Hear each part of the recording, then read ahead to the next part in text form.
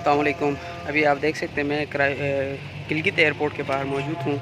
कल मैं इस्लामाबाद से गिलगित आया था फ़्लाइट में, तो मैं यहाँ पहुँच के मुझे पता चला कि मेरा ड्रोन कैमरा जो है वो इस्लामाबाद में ही रुक चुका है, वहाँ से भेजा ही नहीं गया है।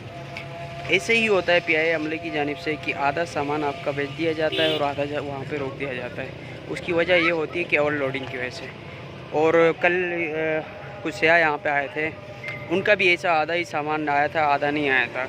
तो बताने का मकसद ये है कि जो सयाह यहाँ गिलगित आके डायरेक्ट आगे हुंज़ा की तरफ, नगर की तरफ या खुंजराव की तरफ जाते हैं, उनको एक दिन यहाँ पे रुक के अगले दिन उनको अपने सामान उठाना पड़ता है।